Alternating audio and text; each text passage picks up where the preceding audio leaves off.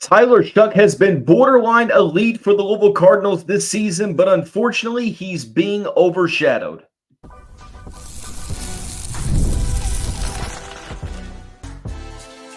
You are Locked On Louisville, your daily podcast on the Louisville Cardinals.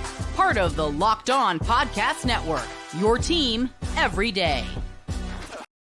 Card Nation, what is going on, everyone? Welcome into this Monday edition of the Locked On Louisville podcast. I'm your host, Dalton Pence. I want to take this time to personally thank you all for making us your first listen of the day. Just a reminder, Locked On Louisville free and available on all streaming services 5 days a week, your team every day. Now, guys, today's show is brought to you by Game Time.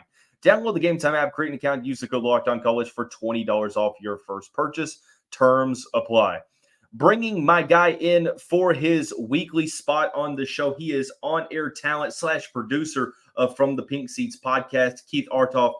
My man, hate that we're meeting again under these circumstances of a loss, but again, nice to have you on, brother. Louisville's success, you just got to have to stop bringing me on after games because we keep meeting like this.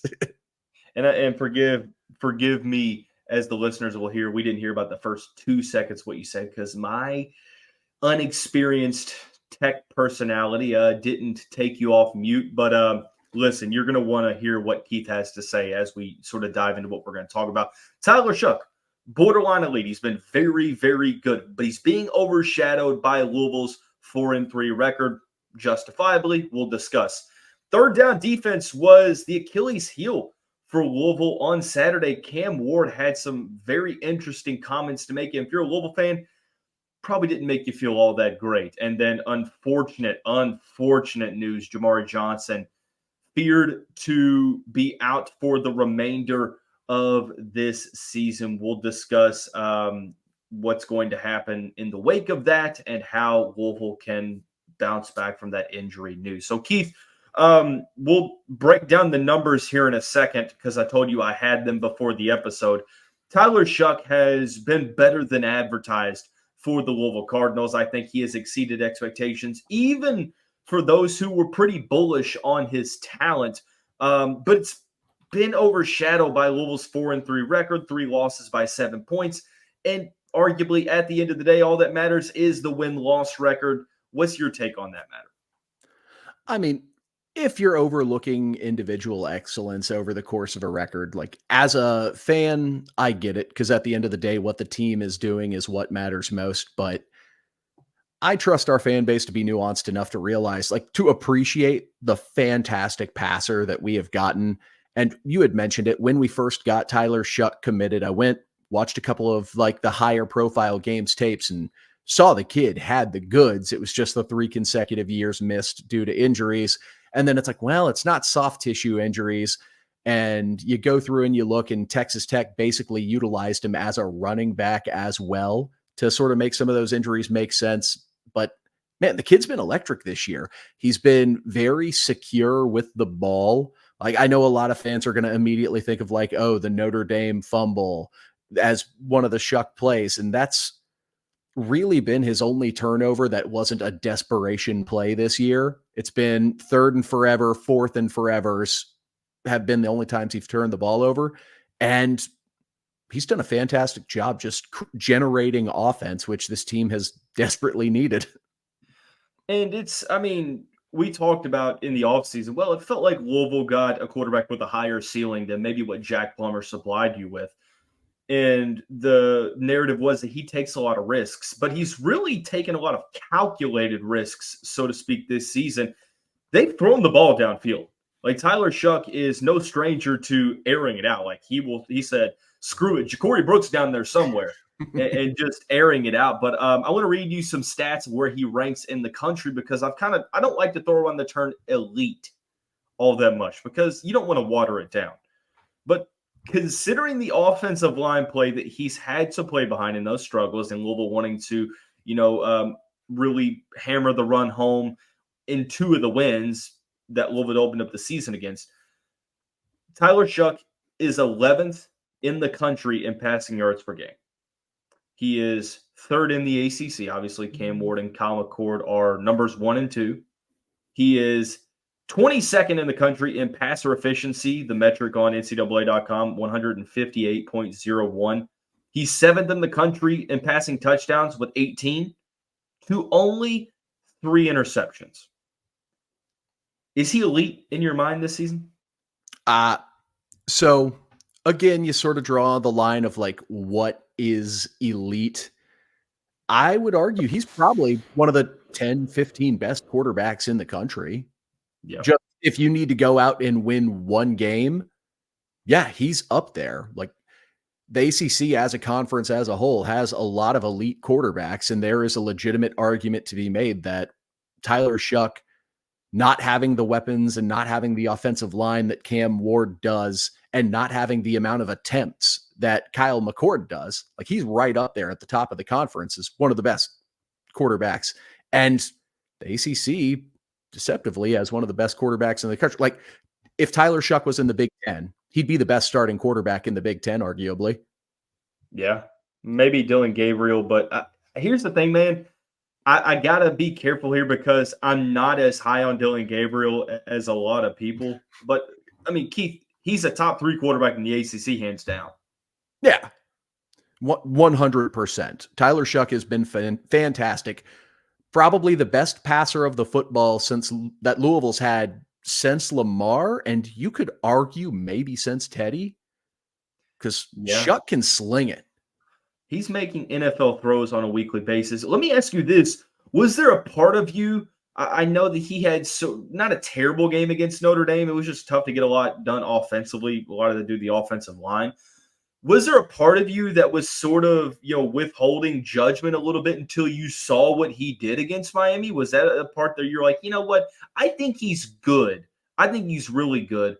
But I want to see what he does against a team like Miami with a defense that gives up some explosive plays, but it's a primetime matchup at noon. You're playing the number 6 team in the country. There's a lot riding on this game. You have a great defensive line you're going up against.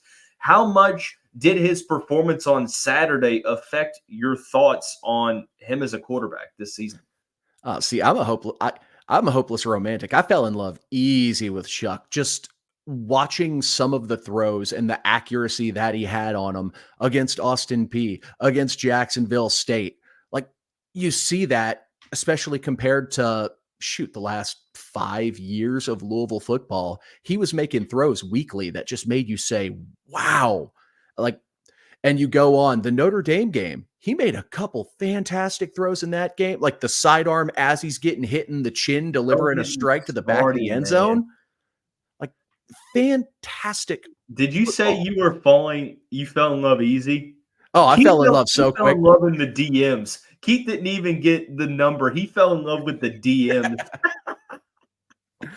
Well, I mean, if we're going with this analogy, like I was crushing on the guy just watching some of the Texas Tech and Oregon highlight tapes, like going back watching, I believe it was Texas Tech versus Oregon actually, and just seeing some of the throws he's making. I was like, ooh, he's got some pop with this arm. Okay. Let me ask you this. What has been up until this point through 7 games? What's impressed you the most about what he's been able to do? Because there's been a couple different things. He's been able to throw the deep ball well. He's been able to not take as many risks. That's resulted in turnovers. What's kind of been the main thing, not a couple things, the main thing that's impressed you the most?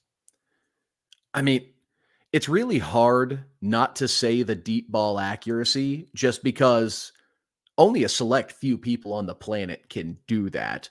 But the one thing that's transcended that has just been his poise. Like this is a guy who's been constantly under pressure in ACC play. And I'm looping Notre Dame in that because they're kind of ACC, but not really. So the amount of pressure that he's faced and the poise to either make the responsible decision and take the check down or throw the ball away and to not hurt the team by making terrible decisions under duress. That's been the most impressive thing for me. So now he's almost as old as I am. I'm 26 years old. He's closer to my age than he is a high school freshman. You can argue he's supposed to be this good because of how much time he spent in college football. But I do believe that the Brahms do deserve some credit for this because there was scrutiny over this edition. You know, they're like, well, the stats don't really match up. He bought into Tyler Shough, the talent, and believed that the injuries were freak injuries. And, you know, so he said, you know, we're not going to run him as much as Tech did. We're going to keep him in the pocket and let him utilize that live arm. And I feel like, obviously, human nature, if this didn't work out, Jeff Brom and company would have been criticized more, but I don't feel like we're singing enough praises. And I think a lot of that is because the team is 4-3. Yeah, I mean, when the team's not winning, it's easy to criticize. And I'm right there with you. There's a lot to be critical of on this team, but the quarterback play and at least the development of Shough, that's not something to criticize because that's been as advertised. Yeah. No, I definitely agree. That's one thing is Jeff Brom can recruit quarterbacks. Confirmed. Wow, what a wild concept that is. But again, a lot is sort of overshadowing that. And something on Saturday that overshadowed his performance was Louisville's 3rd and 4th down defense. Spoiler alert, it was not good. It was actually not good at all. It was pretty bad. But Cam Ward made some very interesting comments that will probably make you feel worse. Coming up, we'll break those comments down right here on today's episode of Locked On Louisville. And Louisville fans, you need to stay locked on to ZBiotics. ZBiotics pre-alcoholic probiotic drink is the world's first genetically engineered probiotic invented by PhD scientists to tackle rough mornings after drinking. When you drink, alcohol gets converted into a toxic byproduct in the gut. It's this byproduct, not dehydration, that's to blame for your rough next day.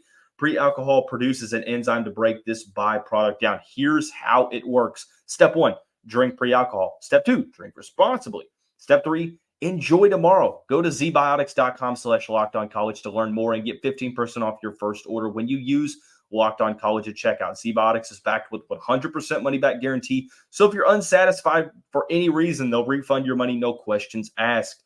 Remember to head to zbiotics.com/lockedoncollege using the code, all one word, Locked On College at checkout for 15% off. Cardinal fans, want to take this time again to thank you all for making us your first listen of the day. Just a reminder, Locked On Louisville, free and available on all streaming services 5 days a week. Your team every day.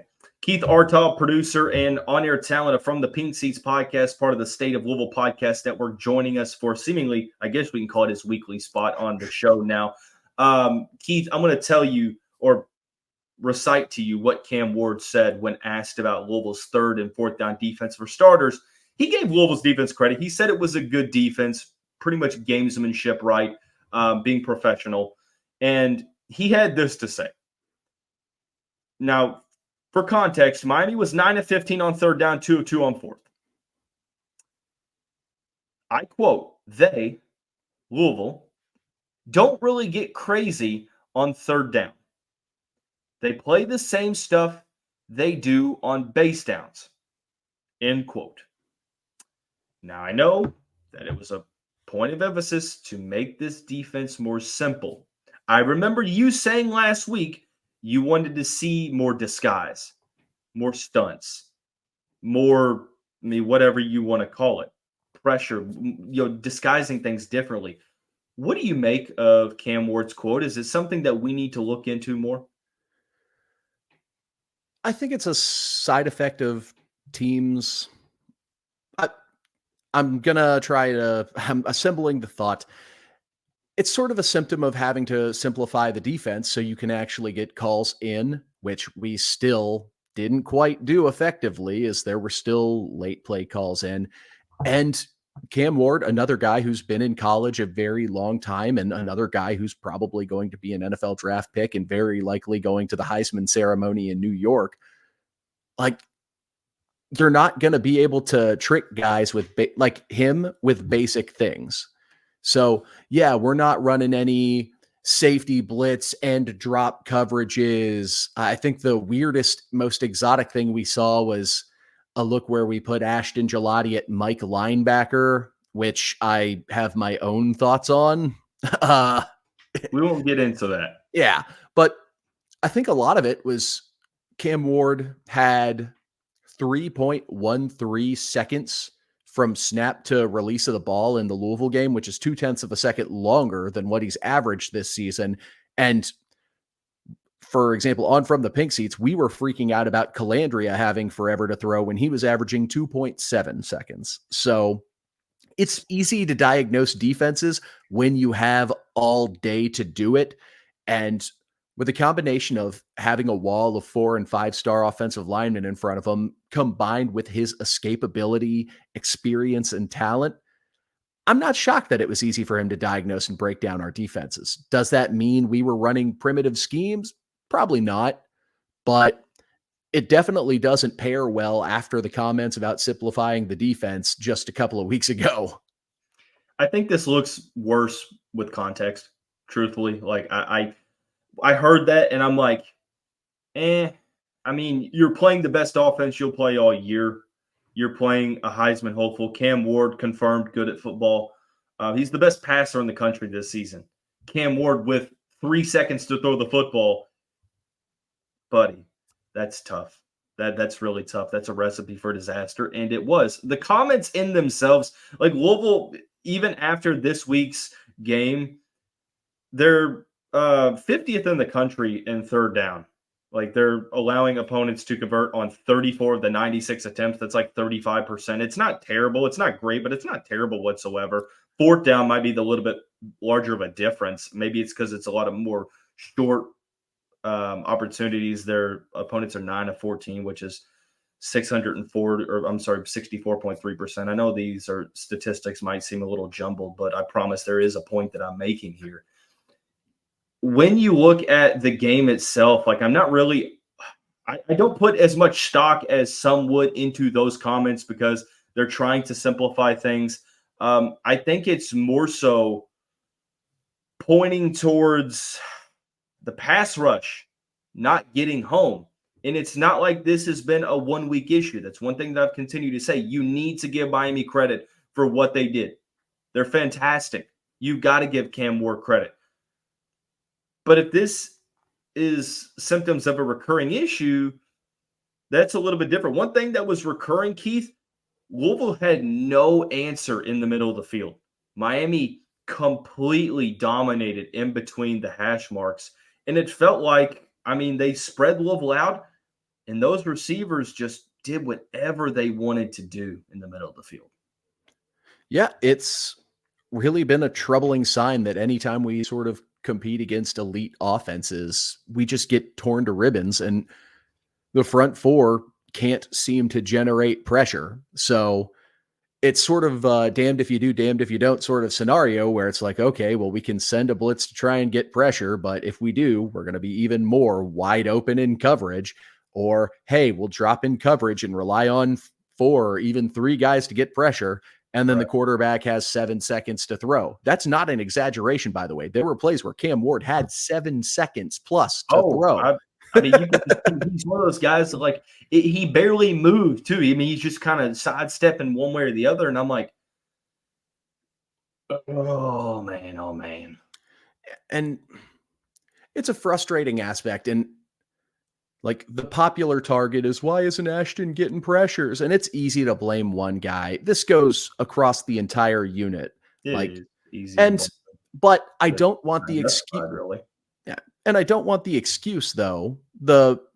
As I've dubbed, bozo behavior. Ashton's getting held on every play. Yeah. Elite edge rushers always do get held on every play.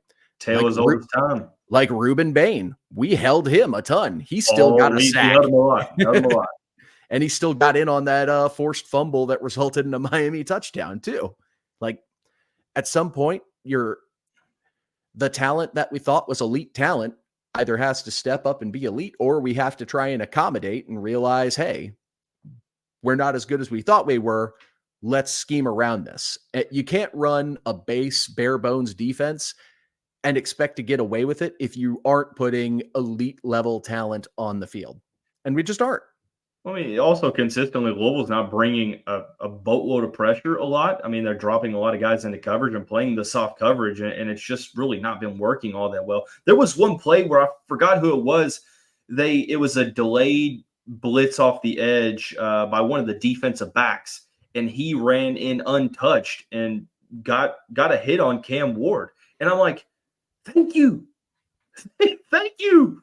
And I mean, when you got pressure to him, you saw what happened. They had to punt the ball. Now, granted, credit that to Cam Ward's pocket presence. Credit that to, I think, also Miami being able to run the ball effectively hurt Louisville's pass rush because you had to, it's a trickle-down effect, right? I mean, you'll load the box, you have to defend the run, and then they spread you out, and they basically do the inside zone, and they're getting 5 yards of carry before they're even touched a couple times. Well, I mean, it's damned if you do, damned if you don't sometimes.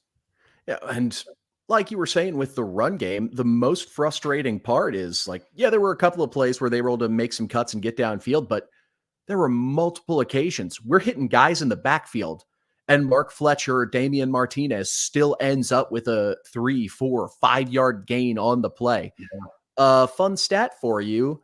I believe it was that Miami had over 140 rushing yards after contact. That's not a fun stat, Keith. That's actually a pretty depressing. The tackling was abysmal. And we had issues with the tackling all season, but it had never been this bad. Which part of that, I assume, is just credit to Miami because that's a national championship caliber roster. Yeah. So, but we got to make some improvements if we want to have a chance to contend with teams like Clemson, Miami, Florida State once they rebound, SMU in the future. Because not only that, but you have to make improvements to just revitalize this season. Yeah. Bowl eligibility is not a certain thing right now. I mean, Louisville has 4 wins. It gets tough.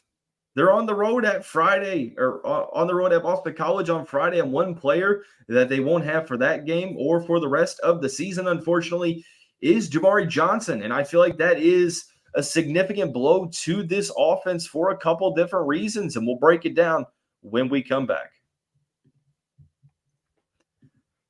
Also, I had the wrong one up. I apologize. Today's episode of the show is brought to you by Game Time. You need to be locked into Game Time, Locked On Louisville's official ticket marketplace for all your sports, theater, music, comedy, events near you. Basketball is starting up. The first exhibition game is tonight. Throughout this season, you need to utilize Game Time for all your basketball ticket needs. When you download the app, it's features galore. The all-in pricing feature that you can toggle on to remove the surprise fees at checkout, the panoramic views from your seats, the protective guarantee over your tickets, and the lowest price guarantee, which means if you find tickets in the same section and enroll for less, you'll get credited 110% of the difference. So take the guesswork out of buying tickets with Game Time. Download the Game Time app, create an account, use the code LOCKEDONCollege for $20 off your first purchase.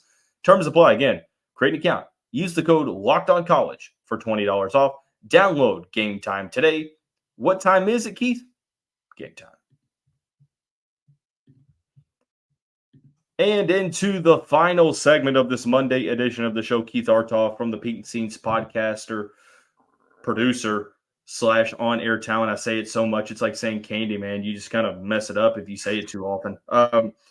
Some rather unfortunate news. I've been a huge fan of Jamari Johnson. I felt like Louisville has needed to implement him more into the receiving game. He has been really solid in being a run blocker, especially in that Virginia game. It was announced by Jeff Brom on Monday that he is likely to miss the entirety of the season, the rest of the season, with the ankle injury that he sustained. I knew it didn't look good when he went down. He was down for quite some time, couldn't put much weight on that ankle, was being basically carried off by his guys without putting really much weight on it. How big of a loss is this for the Cardinals for the rest of the year? I mean, it's a significant blow. He was our, I believe, 4th leading receiver, at least in terms of receptions. He was a fantastic run blocker when he was on the field, probably the best blocking tight end we had on the roster.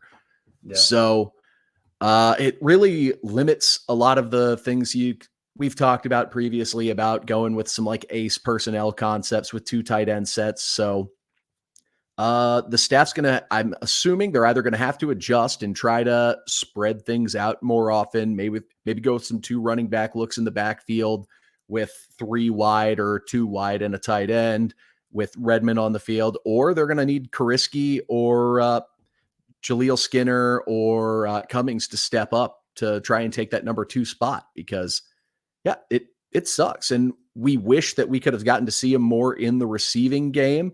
But he's only got a couple catches less than Colin Lacey and only a few catches less than Chris Bell. So when the ball, it's not like he was never getting the ball.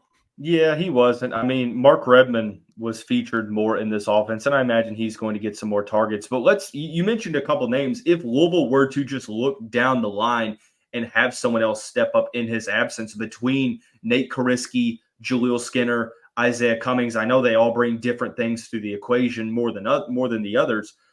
Which of the 3 do you feel would be best suited to sort of step in and fill a certain role? Well, if I had to pick one off the top of my head, I'd probably go Kariski, just because he was the tight end we leaned on last year once we started to incorporate them into the offense. He's got the most experience in the Brahms system. He's a good enough blocker. He's not a liability blocking. He's not the most dynamic receiving option of the tight ends available, but of the all-around options not named Mark Redmond, I think that's the solid number 2 choice. And for an offense, I mean, like you mentioned, he's been arguably our best run blocking tight end. The offensive line, we know of the struggles, and right tackle has been an issue, and they've compensated by putting the tight end on that spot, especially in run blocking. How much of an impact does this move, or does this move? How much of an impact does this injury? I should clarify. My apologies. How much does that affect Louisville's ability to run the football? Is it much more drastic than I'm leading on, or am I sort of overselling it at this point? I mean, you never want to be counting on your tight ends to win you run blocking battles. So I don't think it will be as drastic of an effect. If anything's going to affect the run game, I think just the offensive productivity we had against Miami is what might lead to us seeing less carries, because we went at about a 70-30 split of starting to pass versus run against Miami, and it was the most explosive our teams looked all year. And part of that was because they had one lead at 7-3, and then they played catch up the entire game. It was coming back and forth. Really quickly before we let you go for the day, Keith, do you see, like you mentioned, it was 70-30, passing the ball was really good. Do you see the offense start to tip that way on the pendulum? Do you think Louisville tries to throw the ball much more? I mean, Tyler Shough threw the ball over 50 times in this game, and he's not been naive enough to throw a good amount this season. But do you think that Louisville maybe opts to throw it more, or is it just basically going to be matchup based? I still think it's going to be more predominantly based on the matchup. With the upcoming game against Boston College, they don't necessarily have an edge on physicality in the trenches like Miami did against us. So I would expect to see some more run against them, but I think it also depends on the health of the running backs, because it seems like Isaac Brown's getting banged up every single game. Obviously, the fan base was disappointed with the productivity of now, granted, an injured Don Chaney to start the year, so maybe if he's getting back to 100%, we see him incorporated into the run game more just to get the carries up. But against the teams with stronger defensive lines like a Clemson, like a Kentucky, I would like to see us incorporate more of the, for lack of a better term, air raid offense, just because we have an elite quarterback. Let's use them. Feed the studs. That's been the motto of the Jeff Brahms scheme over the years. Yeah, we're going to feed the studs. Feed the studs. Tyler Shough and Ja'Cory Brooks are our 2 best offensive players on this roster. Give them opportunities to make plays. What I wouldn't love to do than go into the opposing team's meeting room with the whole team and say, look into the defense, raise your hand if you can guard Ja'Cory Brooks one-on-one. Well, and just see the hands. And if anybody puts their hand up and say, put your hand down, sir. He's been elite, man. He has been phenomenal. And I am comfortably putting him in the elite category this season. Ja'Cory Brooks has been phenomenal. I mean, there hasn't been a defensive back that's been able to check him so far. And he's played some good defensive players. I'm really interested to see how he's going to play against Clemson and Kentucky coming up this year. But that is going to wrap up this Monday edition of the show. Thanks again for everyone tuning in. Be sure to tune into this show. Tune into From the Pink Seats podcast as well. Keith, Vince, Lococo. I'm not sure who all's on the shows on the weekly. I think does it not rotate? So it rotates. So post games, we have a recap episode usually comes up on Mondays. That'll be me, Vince Lococo, Jacob Lane. And then preview episodes normally come out on Thursdays, coming out a day early this week because it's a Friday game with me, Vince Lococo, and Matt McGavick. Well, I speak for everyone and everyone that's in this room, only myself, when I say that there's a lot to learn about the way that Keith and Vince, two former college athletes, the way that they view the game. It's really special and it's really insightful. So be sure to tune into that. That's going to wrap up today's episode of the show. On tomorrow's episode, it's a crossover between me and the Locked On College Basketball host, Isaac Shade. We preview Pat Kelsey's first season and answer whether or not the Cardinals can get back to the NCAA tournament. We'll see you right back then on Tuesday.